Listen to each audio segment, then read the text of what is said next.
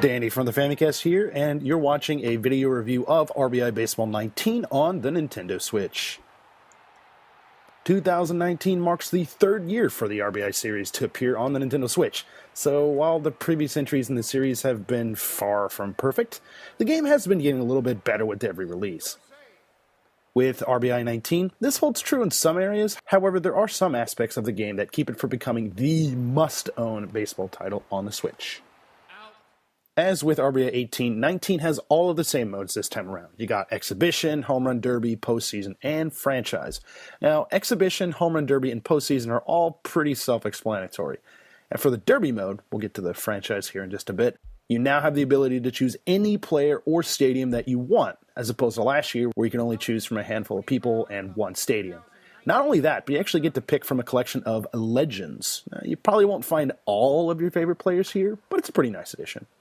Now, the franchise mode lets players take control of a team for up to 10 years and allows for things like trades and free agent pickups. You can even alter the realism for the trades by tweaking how likely potential trade partners will be willing to trade with you, and you can even customize things like injuries and stuff like that. So these are pretty nice touches that allow gamers to make the experience as realistic as they see fit.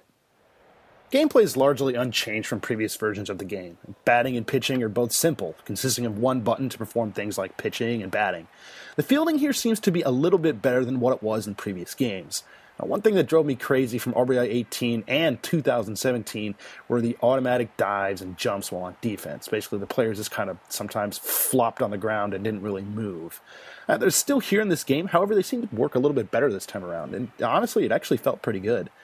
Batting, on the other hand, still feels a little bit sluggish to me, and it just takes some time to get used to all the timing of it. Some people might be able to, but it's just something I personally can't get fully used to no matter how much I play.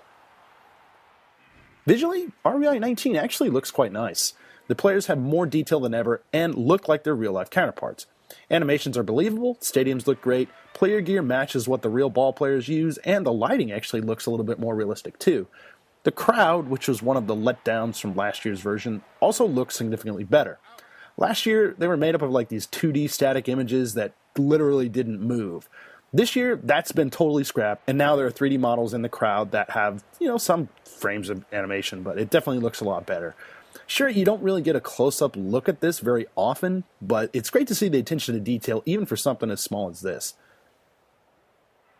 One other difference from previous entries is the camera positioning while batting. In RBI 19, it's a little bit more zoomed in here, so you get closer to the action. Performance, on the other hand, is quite a different story. There's a number of times that the game experiences some tremendous slowdown and stuttering. And this is most apparent at the beginning of the games when the dynamic camera shows off the player models. It's kind of like a pre-game thing. And it also happens occasionally while batting, which can really be frustrating. It was kind of impossible to replicate this too, so it's really hard to tell what was triggering the slowdown. Home Run Derby also had some significant issues with stuttering. Again, while batting, it wouldn't happen all the time, but as soon as you hit that ball into the field of play, man, you can really see that engine chugging. There are a few other issues I had with the game. Load times here are a little bit long when switching between innings and when actually getting into the games themselves. There are also some other odd glitches during batting, like where the player performs some kind of extra bit of animation after striking out. It's kind of weird. On the audio side of things, RBI 19 also features various licensed music that plays in the menus and between innings. It gives it a little bit more of a modern, realistic feel. And this is also in 18 too. Now, the PA announcer for this year has been changed. However, he's pretty much exactly the same, just a different voice. He calls the strikes, he calls balls, fouls, stuff like that. Nothing too exciting. And, with the focus here trying to be more realistic, at least on the visual side of things, I think a focus on the audio side with an actual commentator would be a welcome addition. RBI 19 has some nice upgrades in terms of visuals and defensive controls. However, the lofty upgrades to the graphics tank the frame rate for a subpar experience on the Switch. If you're dying for some MLB action on the Nintendo platform, you really don't have much of a choice outside of the RBI series. I hate to say this, but I'd say buy at your own risk.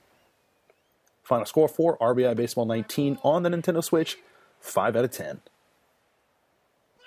As always, thank you for checking out this video. If you like what you see, please consider giving us a like. If you're new to the channel, please consider subscribing. We got tons of podcasts, video reviews, special videos, and a whole lot more. Again, this has been Danny from the Famicast. Thanks for watching. Later, Skater.